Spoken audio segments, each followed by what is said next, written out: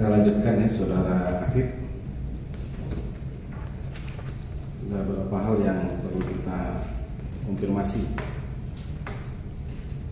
Sebagai PPK terkait tupoksi, tanggung jawab dan kewenangan saudara, apakah saudara ikut bertanggung jawab terhadap pelaksanaan lelang dan hasilnya? Karena saya yang mengelola PPC ya, kalau prosesnya tidak tahu, cuma saya ikut. Kalau proses tidak ikut. Kemudian terkait dengan persyaratan lelang, apakah saudara mengetahui adanya persyaratan dukungan NTT dalam proses lelang itu? Tidak mengetahui.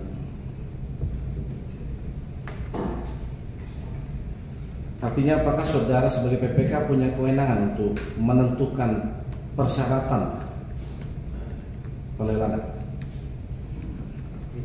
Tidak. Saya hanya menyusun bahan yang awal aja. Sebelum lelang saja. Terkait dengan pelelangan pekerjaan supervisi JKABB 1 sampai dengan JKABB 4, apakah saudara yang mengatur dan menentukan pemenang lelang keempat paket ini? Tidak. Apakah ada pertemuan dengan penyedia konsultan sebelum dilakukan pelelangan? Ya, semua sama.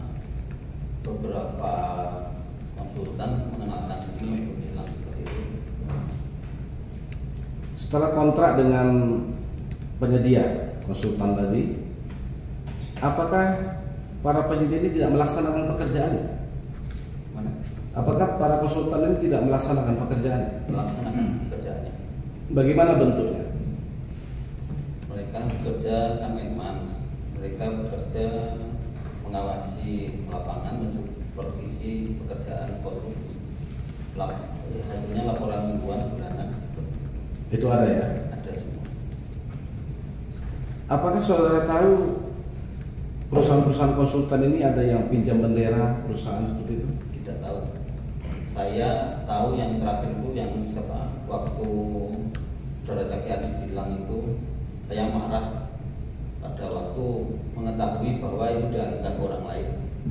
Saya itu kan dia mendatangi saya, bilang saya nggak mau gitu. Tetap apapun yang tanggung jawab, tetap yang tanda kontrak. Kemudian terkait pelelangan paket BSL 12, 13, supervisi BSL 2 dan BSL 3. Ada 4 paket lagi. Setelah yang pertama ada pelelangan lagi kan? Iya, 2018 ada lagi. Ya. Nah ini seperti apa? Apakah saudara juga ada melakukan pertemuan dengan penyedia sebelum dilakukan lelang? Ada 2 yang datang itu sama, mereka memperkenalkan diri, yaitu dari Pindad sama dari LRS Lab. Seperti itu, mereka untuk mau mendaftar di pekerjaan sinyal. Ya, persinyalan ini ya. BSL 12 jalan 13. Ya, kalau 12 banyak yang datang, cuma saya enggak. Ya cuma silakan aja kalau mau daftar aja. Apakah saat itu saudara mengetahui adanya penyedia yang melakukan KSO? KSO tahunya setelah mereka masuk berkas dan bikin pemaparan progresnya itu berkas. Baru tahu setelah itu ya. Nah, kemudian sebelum pelaksanaan lelang, ini khusus dengan Freddy Gondowardoyo, apakah saudara ada bertemu sebelum pelaksanaan lelang dan menyepakati sejumlah komitmen fee? Ya, kalau bertemu ya mereka minta izin untuk mendaftar, sama ada ikut mendampingi saya waktu ke Banda Aceh sama ke Budan. Tapi itu jam-jam yang apa, jadi cuma sampai Banda Aceh aja, kenalan sama Kadis, Dishub dan stakeholder di sana.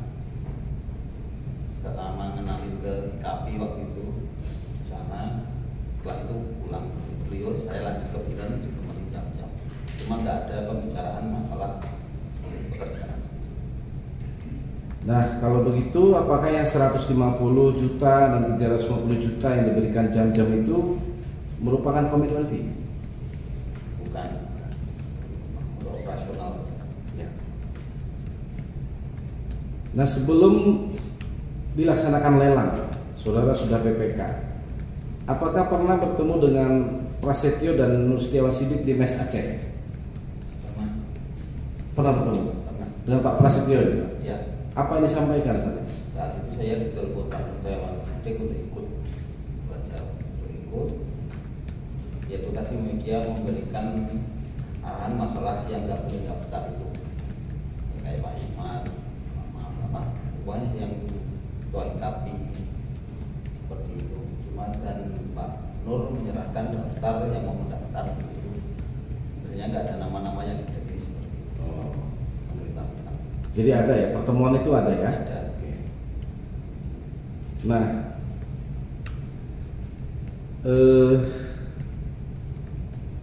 kertas itu ya, ditulis tangan itu kemarin ya? Iya. Kertas tulis tangan Nur Setiawan. Iya. Setahu saya seperti itu. Oke. Setelah itu apa yang saudara lakukan? Dia nggak ada. Setelah ada arahan dari Pak Prasetyo dan Pak Nur Setiawan Sidik tadi, apa yang saudara lakukan? Saya nggak melakukan apa-apa. Bahkan yang nggak boleh daftar pun kan, yang di blacklist pun kan itu kan pada datangin saya juga. Dalam artian ingin ikut mendaftar. Saya nggak bisa menolak mereka untuk ikut tidak mendaftar seperti itu. Dan mereka bahkan malah menang ya blacklist. Ke saudara Riki kan gitu, selaku ketua Pokja Lelang. Ya.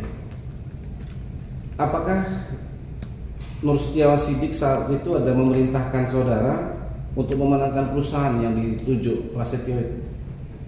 Yang disampaikan itu ini mau daftar gitu.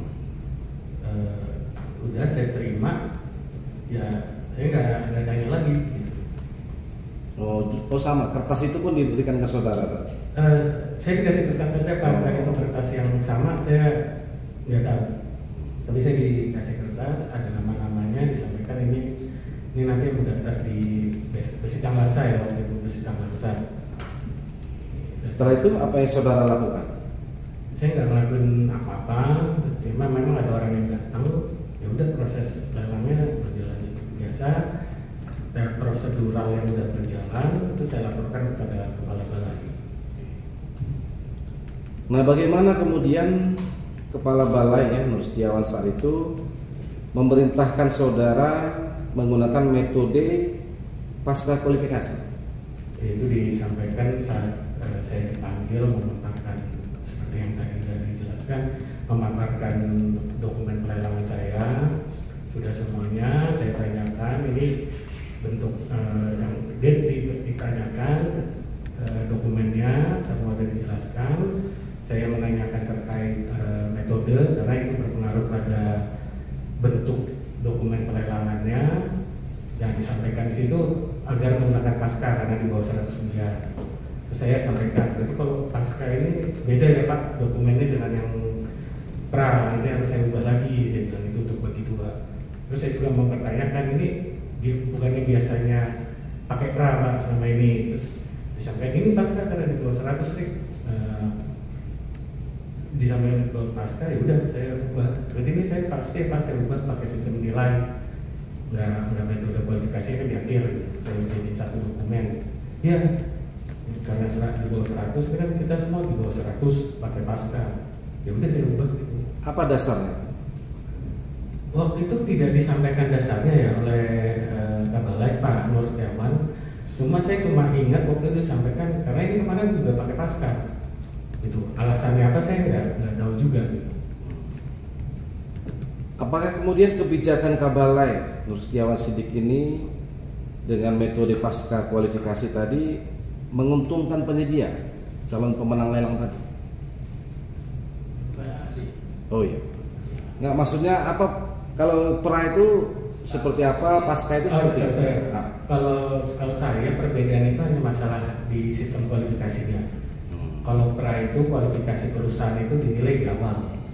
Jadi hanya perusahaan yang bisa lolos secara kualifikasi itu yang bisa menawar. Jadi kualifikasi perusahaan dinilai dulu, keluar yang lulus, barulah perusahaan yang lulus itu bisa mendaftar, memasukkan administrasi dan teknis. Jadi kita hanya menilai perusahaan yang lulus kualifikasi. Kalau pasca, proses kualifikasi di akhir. Jadi semua peserta itu memasukkan dokumen sekaligus, administrasi teknis dan kualifikasi yang langsung dimasukkan. Kita buka yang administrasi teknis dulu, kita nilai. Sudah nilai, tahap kedua harga. Setelah harga itu ada calon pemenang, baru kita laksanakan kualifikasi. Jadi kualifikasi di akhir. Jadi kita menilai semua perusahaan yang memasukkan administrasi teknis, nilai berapa, yang lulus berapa. Setelah dinyatakan lulus, dibuka harganya, diberikan ranking dari yang nilai terbesar sampai terendah, baru kita laksanakan kualifikasi perusahaan. Tadi saudara sempat bertanya ke Pak Nur Setiawan. Jadi sepengetahuan saksi, lazimnya itu prakualifikasi sebenarnya. Saya kan sebelum 2017 ya lelang juga di 2015 dan 13, 14, 15. Itu untuk konstruksi memang selama ini prakualifikasi. Berarti saudara menjalankan perintah dari Nur Setiawan itu? Iya. Oke. Kembali ke saudara Afif. Ini masih terkait Kabalai tadi, Nur Setiawan tadi. Apakah Nur Setiawan Siddiq ini ada memerintahkan saudara untuk mengubah gambar teknis tadi yang awalnya di 2015 ke jalur existing? Iya. Bagaimana bentuk perintahnya? Ya, dengan menunjuk Linda untuk melakukan review, sama waktu itu kan dengan pindah ke existing, otomatis ada beberapa DD 2015 yang tidak sesuai. Makanya kan itu perlu adjustment untuk di lapangannya. Makanya dilakukan pengukuran topografi. Apakah itu memang kewenangan Kabalai untuk mengubah-ubah perencanaan itu?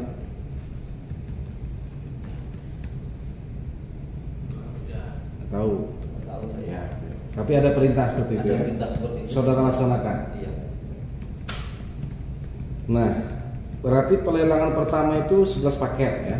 Iya. Bagaimana kemudian ada penambahan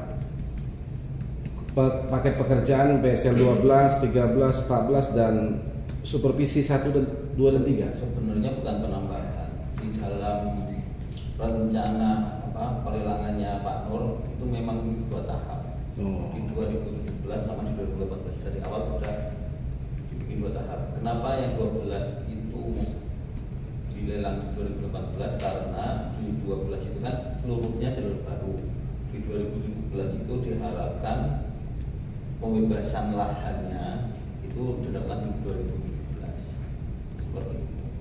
Untuk 13 dan 14 karena DED-nya sedang dilaksanakan di 2017. Yaitu DED stasiun, overpass ya, stasiun dan overpass ya. Jembatan yang saya bilang DED Campur Jagat yang Pak Nur itu sama telekomunikasi. Oke. Jadi pada saat dilelang itu sudah ada DED 2017 itu? Sudah selesai, sudah tanda tangan. Terkait dengan paket BSL 12, apakah saudara mengetahui bagaimana prosesnya? Apakah Kabalai di situ melakukan pengaturan memenang lelang?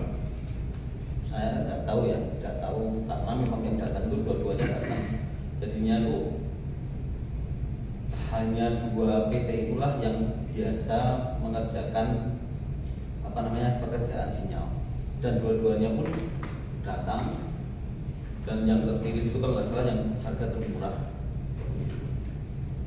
Terkait dengan BSL 13,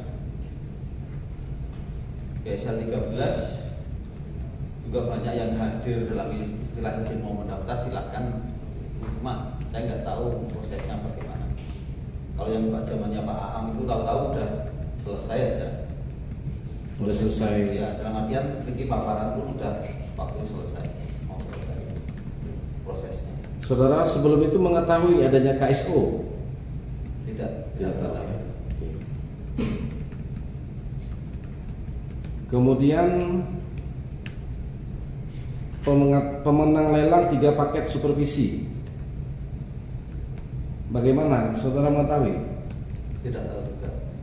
Tidak tahu ya. Nah, tadi saudara sudah menerangkan pada saat saudara menjabat PPK sudah terjadi amblesan atau longsoran ya. Ya. Ada 4 titik. Sampai titik. Apa saja upaya yang dilakukan saat itu oleh penyedia? Jadi penyedia saat itu mereka koordinasi dengan konsultan perencana, jadi atau perencana itu Pak Dayat dan kawan-kawan Pak Arista untuk mencari tenaga ahli mandiri mereka sendiri-sendiri. Jadinya setiap paket itu mereka melakukan identifikasi mandiri lah istilahnya dan mengajukan ada persetujuan konsultan supervisi dan konsultan perencana mengajukan gambar perbaikan. Tadi kan sudah dilakukan apa istilah kajian atau topografi atau apa dengan Curlinda, dengan Dayat ya. Apakah itu belum bisa memprediksi akan adanya titik amblesan di depan? Tidak bisa, karena di situ tidak ada, hanya melakukan ukuran topografi di permukaan aja. Oh, bukan di pondasi dasar itu. Dan sondir itu kan juga kalau sesuai apa ya, kan sondir ini kan jaraknya nggak tentu, hanya perkiraan mereka yang kira-kira mana, karena kan ada area-area yang terlewat. Ya mungkin di situ amblesannya. Sampai dengan Agustus 2019 saudara menjabat PPK. Ya. Bagaimana akhirnya penyelesaian amblesan? Saat itu yang 4 itu karena ada yang sudah diperbaiki setelah saya pergi baru ambles, ada yang sudah ambles. Yang jelas untuk titik yang ambles itu saya stop untuk mencari solusi yang lebih beres. Tapi penyedia tetap berusaha untuk memperbaiki. seperti apa tuh? Timbunan, tanah timbun atau seperti apa? Nggak ada yang pakai metode apa namanya geotekstil dengan, kalau pada umumnya kan geotekstilnya itu kan hanya satu lapis menyeluruh, nah itu dibikin mutar, nah seperti itu jadinya kan air tidak masuk. Seperti itu ada cara itu, ada yang pakai cara kerucuk pakai rel. Jadinya solusinya masih solusi yang diberikan oleh kontraktor. Kemudian Kabalai diganti dengan Rudi Damanik ya. Ya. Saat itu Rudi Damanik mengganti saudara. Ya. Menjadi dijabat saudara Halim. Ya. Halim Martono ini ya. Sampai dengan itu sudah sejauh mana pelaksanaan pekerjaan konstruksi sampai dengan saudara selesai menjabat PPK? Secara keseluruhan kalau itu 60% dengan pekerjaan yang dari seluruh sama sekali belum bekerja, tetapi yang untuk per paket rata-rata 80 sampai 90%. Apa sudah ada rel, stasiun atau waktu itu hanya sebagian saja. Sudah ada ya. Bagian kecil. Yang kecil. Ya. Berarti Agustus 2019 kontrak masih berjalan semua. Masih berjalan ya. Dan pekerjaan penyedia masih melaksanakan pekerjaan konstruksinya. Masih. Belum ada satupun yang selesai. Belum ada satupun yang selesai. Apa alasan dilakukan pergantian PPK? Saya tidak tahu. Apa saudara telah membuat kesalahan sehingga diberikan sanksi waktu itu? Saya juga tidak tahu. Tapi tidak ada ya, teguran atau sanksi juga tidak ada ya. Artinya melaporkan semua permasalahan, kemudian masalahnya ini terutama yang longsoran tolong dikendalikan.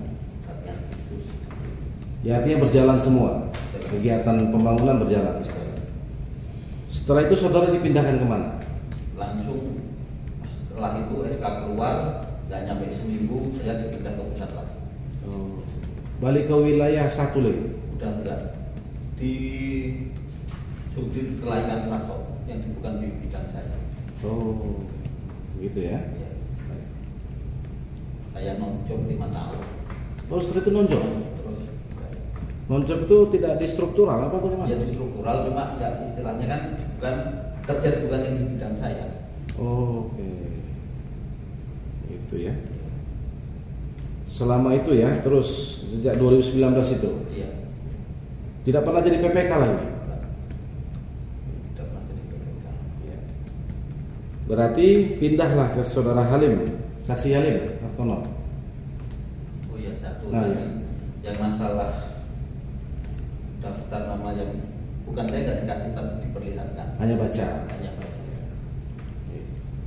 Ya, saudara Halim, berarti mendapat ya bukan laporan lah, cerita dari saudara Afif bagaimana kondisi terakhir. Ya kira-kira begitu. Ada ya? Tapi juga melarang saya jangan di situ. Oh, Katanya ribet itu. oh sudah dikasih tahu juga saudara. Karena menurut kami ya ketika nggak ada kemauan dari Direktorat Jenderal untuk ya menyelesaikan itu Pak. Kan itu di luar kewenangan kami. Ya. Amblesan itu apa maksudnya? Amblesan. Ya, jadi gini, ini penilaian saya ya. Jadi sebenarnya perencanaan itu nggak ada. Di mana dibuktikan nggak ada. Setiap perencanaan itu pasti ada benchmark, ya. Ada patok pengukuran yang dibuat Di lapangan. di lapangan. Oh. Dalam bentuk beton nanti ada dikasih kode. Nah itu kami cari nggak pernah dapat.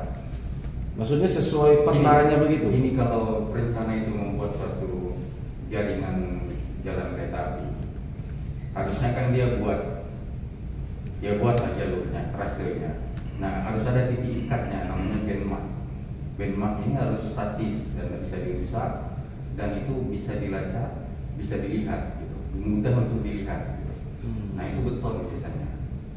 Nah ketika saya masuk, saya tanya sama Bib, ada benchmark itu? Tidak ada katanya. Nah saya juga ragu kan, dan asumsi saya tanya juga sama Bu Cid, itu Ibu Cid mengukur ulang pakai benchmark di sana, nggak ada benchmarknya. Nah kalau benchmarknya nggak ada, ya berarti nggak ada perencanaannya gitu. Nah saya analisa gambar yang di kontrak itu, gambar di kontrak itu kan gambar lelang, dokumen lelang. Nah gambar dokumen lelang itu saya perhatikan itu trasenya trase 2011. Artinya gambar itu adalah gambar yang 2011 kecuali yang Kuala Simpang. Jadi ada dalam kereta api ini namanya rencana induk perkeretaapian daerah. Nah, Besitang Langsa ini kan 2 daerah ya, Aceh dan Sumut. Nah dari Besitang ke Sungai Liput itu 6 kilo itu di bawah Aceh. Kewilayahannya maksudnya. Nah selebih nggak sampai 6 kilo, 4 kilo sekian kalau nggak salah. Karena itu 6 kilo itu pembebasan lahan, tapi yang 6 kilo itu 2 kilo nggak jadi dipakai. Artinya yang masuk Aceh itu cuma 4 kilo gitu. Ada sisa 2 kilo lagi pembelian tanah itu yang belum dioptimalkan. Nah dari Ribdanya Provinsi Sumut itu trase yang digunakan di Besitang Langsa itu trase lama, nggak ada perubahan trase ya. 2011 juga itu, 2017 saya pikir itu. Nah 2015 kemungkinan besar dia menghitung itu cuman di yang wilayah Aceh, karena Aceh itu nggak ada Ribdanya Aceh itu berubah semua. Ribda Aceh itu 2010 kalau nggak salah ya. Jadi trase itu ada di Ribda, rencana induk perkeretaapian daerah. Itu trase rencana jalur. Nah untuk Aceh mulai dari perbatasan itu Sungai Liput itu udah berubah semua, karena Ribda Aceh memang tidak membolehkan pakai trase lama karena sudah alih fungsi kebanyakan gitu. Nah Artinya kalau analisa saya pada saat itu, gambar yang dipakai oleh Pak Habib untuk itu adalah gambar trase yang dari Rida Provinsi Sumut dan Rida Provinsi Aceh. Nah itu yang diserahkan mungkin oleh si konsultan perencana gambar itu. Dan kalau untuk yang wilayah Sumut itu dia pakai trasenya trase lama dan DED 2011. Nah yang wilayah Aceh yang 4 kilo sekian itu dia pakai trasenya Rida Aceh gitu. Tapi gini, kenapa saya mengatakan perencanaan itu nggak ada benchmarknya, nggak pernah kami jumpa gitu. Karena setiap pengukuran trase, pengukuran wilayah, entah itu jalan, entah itu rumah, pasti ada benchmarknya deh. Nah benchmark itu nggak pernah kita ketemuan bro, Pak. Ya. Bukannya di jalur existing itu sudah ada sejak zaman Belanda? Yang existing ada, makanya wujud dia lebih mudah menemukan jalur existing cukup dengan ground cut namanya. Ground cut itu bahasa Belanda yang artinya kira-kira gambar trase kereta api. Seperti ini ya? Ground cut. Ground cut nggak seperti itu, lebih kuno lagi ya. Lebih kuno lagi? Itu zaman Belanda yang buat itu. Ground cut ini ground cut? Ya, tapi ground cut itu sebenarnya fotokopian. Ini udah diedit ulang gitu. Jadi ground cut itu memang data yang punya kereta api lama, yang dikumin lama atau 70-an itu. Nah itu di copy, itu menjadi patokan. Nah kalau ground cut itu dia ada benchmark gitu. Benchmarknya dari stasiun besar biasanya. Nah sepengetahuan saksi, apakah amblesan atau longsoran di beberapa titik tadi karena sejak perencanaan tidak ada penyelidikan tanah? Gini, Bukan ahli. Nah baik, setelah saudara menjabat PPK ya, tadi kan 4 titik yang kita ketahui, akhirnya 14 titik. Bagaimana? Kenapa terus terjadi penambahan amblesan itu? ya konsentrasi air di situ paling besar di 14 titik itu. Konsentrasi air yang mengalir. Jadi saya jelaskan sedikit. Jadi proyek ini sepanjang 35 kilo dengan wilayah 2 kabupaten yang dilewati, dengan ketinggian bangunan itu paling rendah 3 meter, paling tinggi 7 meter. Nah ketika itu dibangun jadi bendung air ya. Jadi semacam bendungan. Nah berdasarkan analisa kami pada saat itu dalam rilisnya lingkungan hidup MNLHK itu daerah das, daerah aliran sungai. Artinya pergerakan air di situ itu tergantung kontur tanah. Nah karena ada bangunan 35 km ini terjadi bendung air ya. Nah daerah yang paling lemah, paling rendah itulah yang jadi konsentrasi air. Nah makanya akhirnya daerah yang 14 titik tadi adalah konsentrasi air hingga tanah itu menjadi basah, menjadi lumpur. Oke. Itu kan tadi kita pada tempus-tempusnya ya. Agustus 2019. Kemudian 2020, 2021 itu COVID. Apakah ada pengaruh juga pada pelaksanaan pekerjaan? Pada waktu itu kan kita lockdown. Ya, lockdown. Jadi nggak bisa bergerak, pergerakan antar kabupaten juga nggak boleh. Dari itu ada keputusan lupa saya. Jadi orang Medan nggak boleh ke Aceh, orang Aceh nggak boleh ke Medan. Terus yang orang Kabupaten Langkat nggak boleh ke Kota Medan, ke Kota Binjai, Artinya pergerakan start waktu itu. Oh, tidak ada pelaksanaan pekerjaan? Ada, jadi waktu itu kan karena materialnya di setempat tanah, jadi mereka tetap bisa kerja. Cuman memang pada saat itu ruang gerak pekerjaan itu hanya sebatas yang bisa dikerjakan saja. Nah, kemudian berarti harus dilakukan perpanjangan kontrak juga, perpanjangan waktu. Iya, saya enggak, saya hanya mengusulkan. Saya memaparkan begini kondisinya, begini kondisi lapangan, begini rencana progres kita. Kalau nggak dilanjutkan kita cut off. Nah, akhir paparan itu mereka bilang kita harus lanjutkan ini dan buat usulannya karena tugas dan tanggung jawab PPK itu mengusulkan perpanjangan waktu, nggak menetapkan perpanjangan waktu. Akhirnya terus diperpanjang kontraknya? Ya, jadi sampai 2023 diperpanjang. Nah, kemudian terkait dengan adanya kajian-kajian yang saudara jelaskan tadi, sebelumnya ada ITB, USU, bagaimana kebijakan dari Direktorat Prasarana saat itu untuk menindaklanjutinya? Ada perbedaan antara USU sama ITB. Kalau USU itu dia lebih fokus ke dalam item pekerjaan. Jadi buku bahan, balas, sabalas sampai rel. Itu fokusnya adalah memperkuat itu. Gitu. Jadi tanah di bawahnya boleh basah, tapi di atasnya jangan masuk air. Nah, jadi dia tetap rigid, tetap bertahan dia. Plus dia bilang yang dinding penahan tanah itu ditambah cerucuk di bawahnya biar lebih stabil lerengnya. Gitu.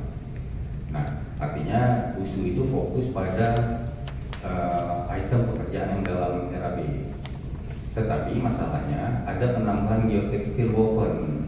Jadi geotekstil itu ada dua model, satu non woven, satu woven. Non woven itu jaring-jaring, bisa masuk air. Woven itu kedap air. Nah, kedap air ini 2 kali lebih mahal daripada yang itu. Nah, dalam RAB itu penggunaan geotekstil non woven itu hanya 2 lapis di bawah. Nah, dengan metodenya USU itu per 30 cm timbunan itu harus dilapis geotekstil woven. Jadi 30 timbun per geotekstil, 30 timbun lagi per artinya ratusan ton geoteks yang dibutuhkan. Nah, dalam RAB kan nggak sampai segitu. Kalau kita mau rubah itu semua RAB-nya kita adendum gunakan untuk itu semua nggak cukup duitnya. Nah, akhirnya kontraktor berkeberatan karena itu nggak ada dalam item. Nah, saya mengusulkan bagaimana kalau pekerjaan yang nggak perlu kita hapus saja, kita cut off lagi, kita gunakan itu dari direktorat nggak setuju. Akhirnya stagnan di situ karena ada ketidaksepahaman kan. Nah, karena itu terjadi saya laporkan ke inspektorat. Nah, saya lapor ke inspektorat, setelah inspektor keluar ke lapangan, akhirnya dia setelah uji petik berapa titik, akhirnya disepakati ini di stop dulu, dikajilah dengan tim ahli. Gitu. Waktu itu saya mintanya tim penilai ahli sesuai dengan undang-undang desa produksi. Tapi tak kenapa nggak jadi. Akhirnya mereka berkontrak dengan ITB, namanya BED, Perancangan Penanganan Longsoran. Nah, dari penanganan hasil dari ITB ini mereka fokusnya bukan di pekerjaan yang dalam kontrak. Jadi bangunan yang dibangun dalam kontrak ini kan bangunan atasnya. Nah, ITB itu fokus memperkuat yang bawahnya. Jadi ini beda item sama sekali. Yang ITB minta itu pekerjaan baru. Jadi ITB ini pekerjaan baru sebenarnya. Nah, bukan memperbaiki yang atas. Penanganan longsor ini adalah pekerjaan baru. Jadi tanah dasar ini diperkuat oleh mereka dengan menggunakan namanya stone column. Ada 4 itu kalau nggak salah, stone column, horizontal drain, vertical drain, sama sistemnya pakai cerucuk. Nah, akhirnya mereka sepakati menggunakan namanya stone column. Stone column ini kenapa mereka gunakan? Pertama, nggak perlu merusak bangunan yang di atas yang ada siap sekarang. Jadi digali stone column ini kira-kira tiang pancang. Tiang pancang dimasukkan ke dalam sepanjang 15 meter, ditaruh di situ batu pecah. Batu pecah, balas itu, batu pecah ditaruh dalam itu. Nah, itulah yang mau dibuat dengan stone column ini. Artinya dipilih itu karena paling murah, paling cepat gitu. Dan tidak perlu merusak bangunan yang longsor ini, nggak perlu bongkar semua, karena kalau bongkar semua kan mahal gitu. Nah, akhirnya ditawarkan itu ke kontraktor kan nggak ada dalam RAB itu. Mereka kan nggak mungkin melaksanakan pekerjaan yang nggak ada dalam RAB. Nah, mereka menolak. Nah, pada saat itu dari Direktur Prasarana mengatakan bahwa jadi dianggap ini item pekerjaan berbeda, mau dilelangkan. Gitu. Nah, cuman berdasarkan dari ITB kemarin 500 miliar, saya sebenarnya mau bantah gitu. Karena menurut saya nggak sampai 500 miliar, karena pertama ada item batu pecah. Itu yang mereka masukkan harga itu per meter kubiknya 690 ribuan. Padahal harga di lapangan itu cuma 240 di APS kita. Sepertiganya. Artinya kalau fokus material itu kan material batu pecah. Artinya kalau dibagi 3 ya cuma 150 miliar, dan itu sama berkorelasi dengan tahun 2021. Itu pernah ada kajian sekali yang dibuat oleh Depas tapi dinyatakan gagal. Waktu itu cuma perbaikan tanah bawah itu cuma 220 miliar. Artinya menurut saya kalau dikonversi dengan HPS-nya pekerjaan BSL itu cuma 100 sampai 200, 150 sampai 200 miliar, nggak sampai 500 miliar. Baik. Sudah ada kajian ITB, kajian USU dengan berbagai pilihan. Masalahnya juga sudah diketahui, solusinya juga sudah ada. Kenapa saat itu tidak dilaksanakan oleh pengguna dan penyedia? Kalau terkait anggaran kan itu kewenangan PA dan KPA, bukan kewenangan BPK. Nah artinya PA dan KPA lah yang berwenang terkait penggunaan anggaran. Ya kami nggak tahu kenapa nggak direalisasikan. Nah kemudian datanglah surat Irjen ini ya, 7 Oktober 2021 terkait penurunan tanah. Ya, itu hasil kita lapor itu di audit sama inspektorat. Ya. Ini kemudian merekomendasikan penghentian. Iya, penghentian. Yang longsor ya. Ya. Yang longsor saja. Nah, terus bagaimana realisasinya? Iya kita hentikan. Dan kalau masalah saya itu berbunyi Direktorat Prasarana harus membuat kajian. Atas dasar surat izin inilah. Iya. Nah kemudian 2021 ya ada kajian 2022 sudah tidak COVID ini 2023 belum ada juga penyelesaian terkait. Yang saya tahu 2021 akhir ada tapi katanya batal fail, dia ulang lagi 2022. Ya. Sambil itu kami nggak bisa berbuat apa-apa, hanya menunggu. Sampai dengan 31 Desember 2023 ya berakhir kontrak. Ya pada saat 2023 saya tidak mendapatkannya. Sebagai PPK saat itu yang berkontrak, bagaimana bentuknya? Apakah kontrak ini diakhiri atau berakhir sendiri? Seperti apa waktu itu? Kontrak itu ada syarat-syarat khusus kontrak yang saya pahami ya. Ada syarat-syarat umum kontrak. Syarat-syarat umum kontrak itu salah satu syarat-syarat khusus kontrak, salah satunya jangka waktu pelaksanaan pekerjaan. Tapi ada lagi syaratnya pemenuhan spesifikasi, pemenuhan bill quantity, salah satunya jangka waktu. Jadi jangka waktu ini kalau dia tidak diperpanjang ya otomatis nggak bisa dilanjutkan proyek itu. Tetapi proyek ini belum selesai, dia belum diserah terima, belum pengujian, belum serah terima akhir. Jadi saya juga bingung status proyek ini apa jadinya. Ya, faktanya di lapangan kan pekerjaan penyedia belum 100% selesai. Iya, kira-kira begitu. Nggak semuanya, sebagian aja. Tapi kontrak tidak diperpanjang. Tidak diperpanjang. Faktanya seperti itu. Dari yang kemarin keterangan saksi kemarin Pak Lukman, dia juga pernah bercerita sama saya itu tidak diperpanjang karena lebih pemeriksaan hukum alasannya. Oke. Terkait kontrak dan hasil pekerjaan yang tidak sesuai, apakah saat itu tidak ada dilakukan upaya hukum oleh BPK terhadap penyedia yang membuat prestasi? Maksudnya?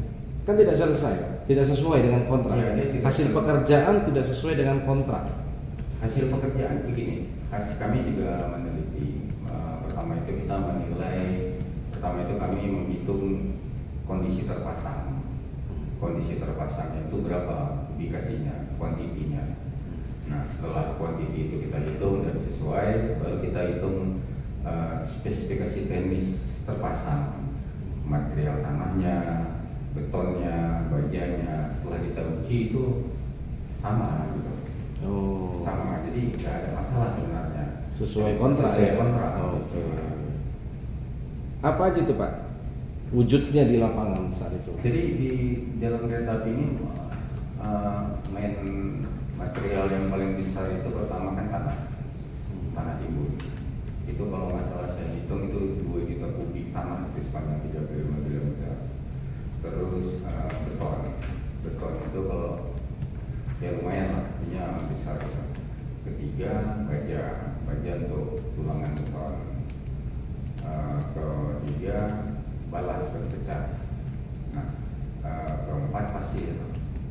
Itu aja sih sebenarnya material pokoknya. Kalau baja kan sudah fabrikasi, jalan rel itu fabrikasi, kalau bantalan itu fabrikasi, udah melalui uji SNI semua, nggak perlu kita uji lagi kan.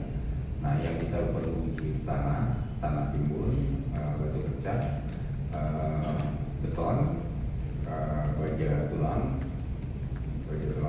sama pasir untuk sabalas. Nah itu udah saya mau ngecek Pak Afif, data Pak Afif itu udah lengkap, udah uji lab semua, sudah sesuai standar ujinya. Ya. Direncanakan di awal membangun jalan kereta api sepanjang 35 km. 3 stasiun, 1 overpass ya, jembatan, 2 overpass dan persinyalan. Overpass 3. Ya, 3 itu ya. Oke. Sampai dengan 31 Desember 2023 ini. Dari 35 km panjang rel, sudah berapa yang selesai? Yang longsor itu kan cuman, kalau hitungan kami sih 1,9 kilo, 1.900 meter. Artinya 33 km terpasang rel, gitu? Ada yang belum terpasang rel karena memang nggak ada tugas dia masang rel.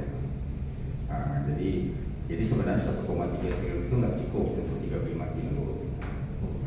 Jadi secukupnya itu artinya yang sesuai dengan yang terbayar sama dalam RAB sudah terpasang semua.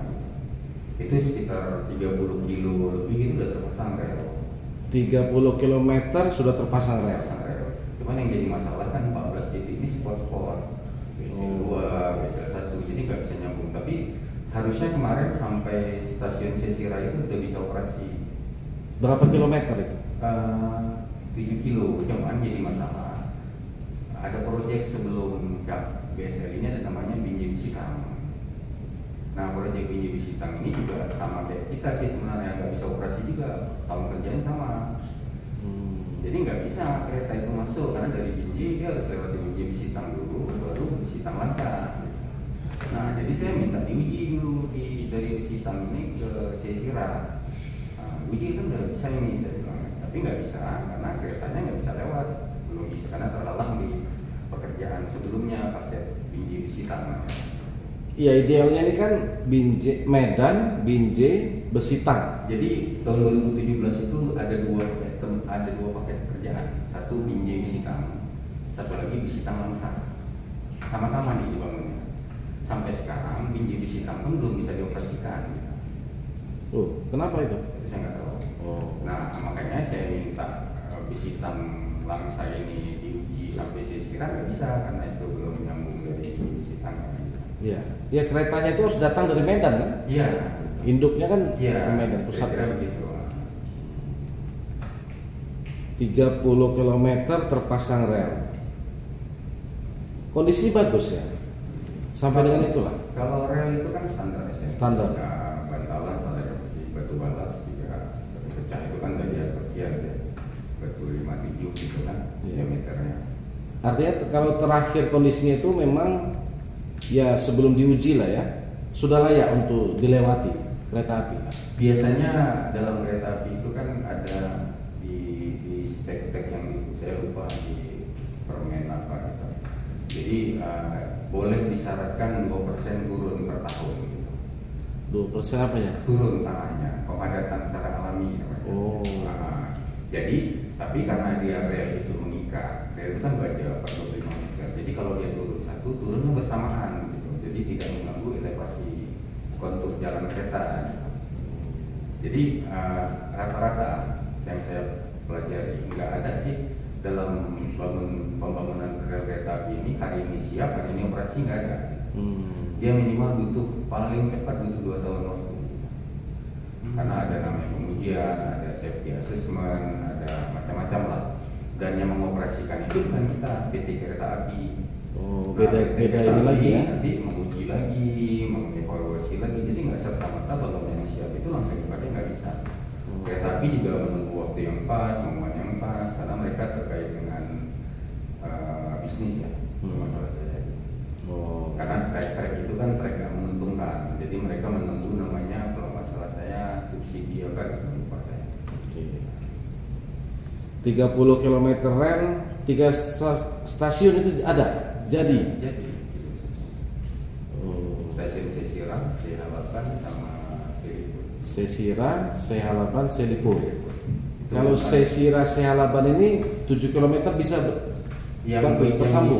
Yang bisa itu dari stasiun Besitang ke Sesira. Oh, Besitang Sesira tersambung.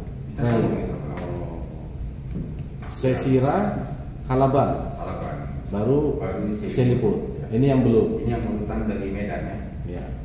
Treknya dari Medan. Oke. Overpass, 3 overpass 3 overpass sudah terpasang. sudah ada semua. Sudah ada relnya juga. Relnya belum dipasang karena kan harus nyambung, Pak. Oh. Rel itu panjangnya 25 meter, Pak. Panjang rel. Jadi panjang jembatan itu 40. Kalau kita taruh satu kan satu lagi gantung gitu. Oh, rel itu Satu panjang itu 25 meter gitu. Oh, sambungan-sambungan ya berarti. Jadi rel itu panjangnya 25 meter. Jadi nggak bisa kita kalau cuma media tempatnya 50 meter, oke lah 2 biji terpasang dulu kan. Tapi kalau media cuma 30 meter kan sisa dia nggak bisa. Ini gantung kan nggak mungkin gitu. Oh. Panjang rel itu 25 meter gitu. 25 meter baru dia disambung-sambung. Enggak, panjang rel itu 25 meter memang. Baru disambung-sambung. Iya. Jadi harus ada media 100 meter barulah bisa dipasang 4 rel. Rel itu ya. Jadi skema teknisnya tuh nggak semudah yang kita bayangin. Oh kan bisa pasang rel, ya nggak bisa, nanti rel ini gantung. Oh. Nah rel yang gantung ini kan membuat rendikan di sebelah sana, jadi bengkok yang sana, jadi nggak sederhana yang kita bayangin, Pak. Itu 25 meter dia lurus, statis gini ada kalau melengkung kalau ya? melengkung nanti relnya rel ada serinya lagi. Oh. Beda lagi itu. Overpass itu Sama juga bantalan itu ada bodinya, bantalan yang untuk trek lurus ada bodinya, nanti yang bengkok yang beda lagi dia gitu. Kalau dia makin melengkung makin panjang bantalannya gitu. Karena kan tuh gaya sentrifugal ya istilahnya. Kalau overpass itu lurus atau melengkung dia? Overpass itu yang saya tahu ya, overpass itu kalau dia tepat di lengkungan dia harus menggunakan rangkaian baja. Karena kalau dia pakai rangkaian beton, dia akan patah istilahnya. Nah, kalau dia jalan lurus, dia bisa pakai baja beton. Oke. Materialnya. Impor semua itu? Beton itu ada percetakannya, ada. Kalau baja itu, ini ada tuh yang produsen yang kayaknya kalau nggak salah saya, produsen baja untuk jembatan kereta api itu harus ada sertifikasi dari Dirjen Perkeretapian. Karena itu kan dia sifatnya tipikal. Nah, kemudian sampai dengan itu ya 31 Desember 2023 itu apakah sudah ada penyedia yang PHU atau BAST dengan PPK? Sudah ada waktu itu untuk yang serat terima pertama ya, untuk BSL 6, 7, 8, 9, 11, 13, 14, 15. Nah, jadi 9 yang sudah, 9 yang belum. Oh, dari total 18 paket itu? Ada satu lagi paket pengadaan bantalan, tapi lama sudah selesai, sudah lebih lama di 2018. Oh, bantalan sudah terpasang? Enggak, bantalan itu ada paket sendiri 2018. Nanti di drop di satu gudang tempat nanti kontraktor yang masang. 9 sudah PHU, istilahnya apa? PHU? Ya, serah terima pertama. Serah terima pertama, oke. 9 lagi belum? Belum. Nah, kenapa? 7 paket itu kan longsoran. Oh, yang titik-titik tadi. BSL 2, BSL 3, BSL 4, BSL 5, BSL 10, BSL 12. Terus 2 lagi, final damping kan nggak bisa kerja kan memang karena belum tertangani longsoran kan. Makanya nggak bisa kerja juga. Kedua, overpass ini jadi kalau dia bangun, jadi overpass ini ada pekerjaan akhir, dia memasang namanya sayap jembatan itu, apa saya namanya ininya. Nah kalau dibangun sayap jembatan ini dari beton ini, nanti akses yang si BSL 2, 4 sama 10 ini nggak bisa. hilang akses dia. Jadi berdasarkan kajian teknis tadi dia nggak usah pasang dulu gitu. Tapi itu bukan pekerjaan mayor, pekerjaan minor gitu. Nah, seperti itu bagaimana? Kontrak tidak diperpanjang, pekerjaan penyedia tidak selesai. Saya nggak tahu juga. Nggak ada apa upaya-upaya dengan penyedia waktu itu? Saya kan 2023 tidak menjabat. Oh, sudah diganti. Diganti siapa? Abdul Kamal. Oh, Abdul Kamal ya. Oke. Nah,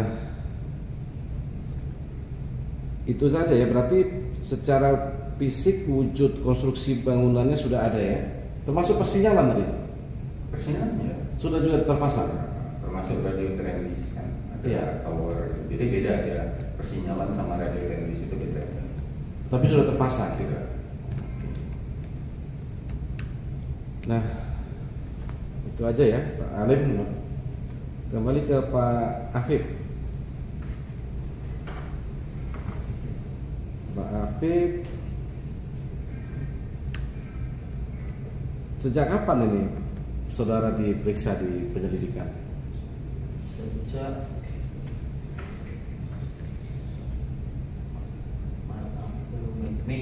Mei 2000? Mei atau Juni ya, Mei atau Juni 2023.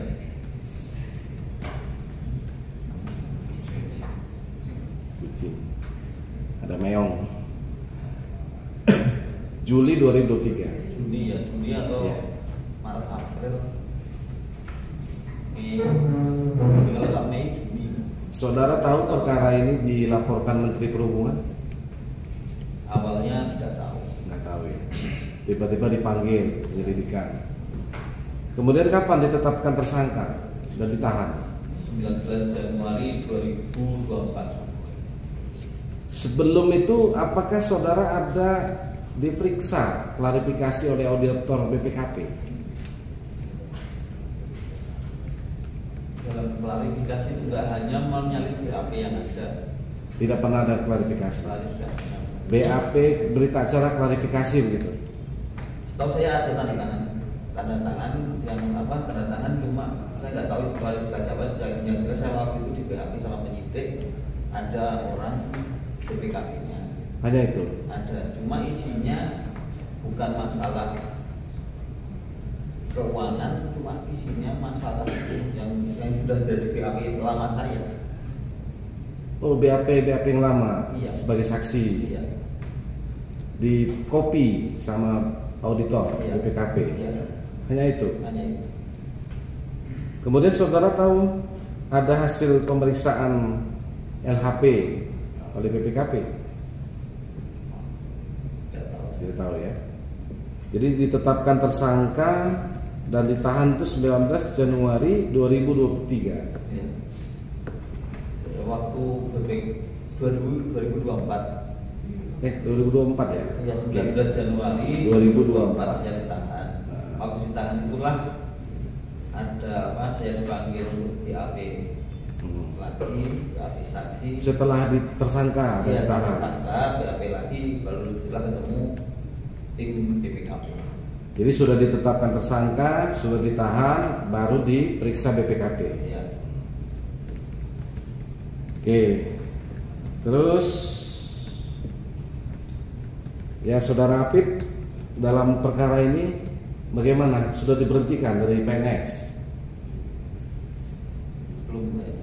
Masih Masih menunggu menunggu ini. putusan ya? Putusan. Masih punya tanggungan keluarga saudara? Masih anak. Ada istri, anak ya? Ibu ada, adik-adik juga. Kalau ada adik, alhamdulillah yang terakhir sudah kerja. Semua di Jawa. Iya, jauh. Pernah dihukum pidana sebelum ini dalam perkara lain? Tidak pernah. Tidak pernah ya. Baru ini. Baru ini. Akhirnya menyesal dari BPK. Saya menyesal itu sejak 2020 itu saya menjual mobil itu, saya sudah menyesal itu. Menyesal ya. Ya. Tapi kata Pak Dirjen kemarin nggak ada yang nolak kalau ditunjuk jadi PPK kata. Pada senang ya. Saya kan nolak, makanya kan Iya. saya sudah jelaskan bahwa saya menolak. Ya ini terakhir ya kesempatan saudara membela diri. Apa ada yang mau saudara sampaikan kepada yang mulia? Enggak ada. Iya nanti kan kami nggak bertanya lagi waktu pemeriksaan terdakwa cukup. Iya ini udah masuk Iya. dari pemeriksaan tersangka ya. Udah ya itu aja. Dari kami cukup ya. Cukup? Cukup. Dari Cukup. izin yang mulia dari kami belum